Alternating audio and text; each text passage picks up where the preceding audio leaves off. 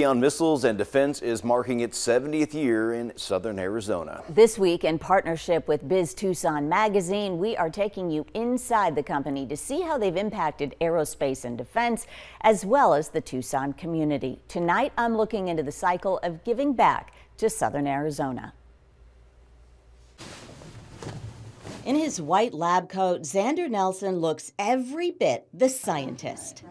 He's actually a homeschooled high school senior working at Star Lab at the University of Arizona. The sooner you start, the further you can go. Xander's mentors through students taking advantage of research are making sure of that. 100 people, in this building alone have, given so much time to me, and that's, something I can't underestimate at all. With paths in bioengineering and intellectual property law laid out before him, this real-world experience is shaping Xander like no other experience could. Programs like this are possible because of support from companies like Raytheon.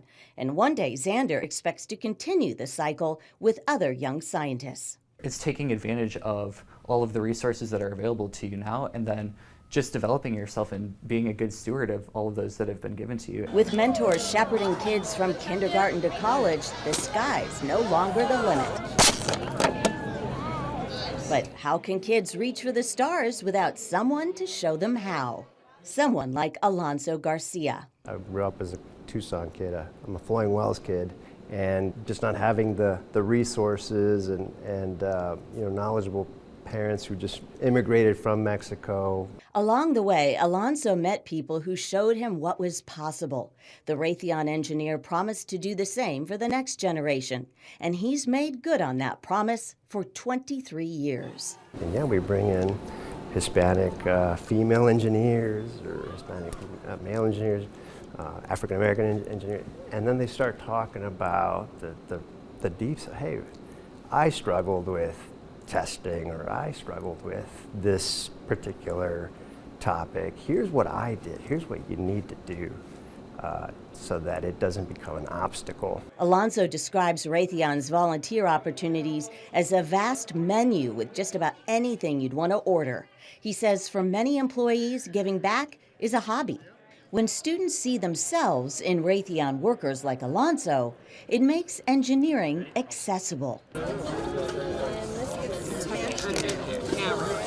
Great job. For him, that means working with the MESA program, teaching middle schoolers robotics. But the building doesn't stop there. You're seeing them come back here as employees, as engineers, and then to add even more icing on the cake, then you get to see them also now giving back. Teaching, growing.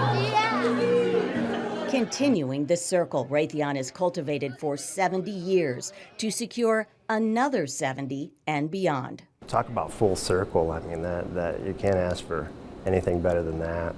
The same goes for support of military families and veterans, making it possible to celebrate vets at Pima Air and Space or help them rehabilitate once they're home.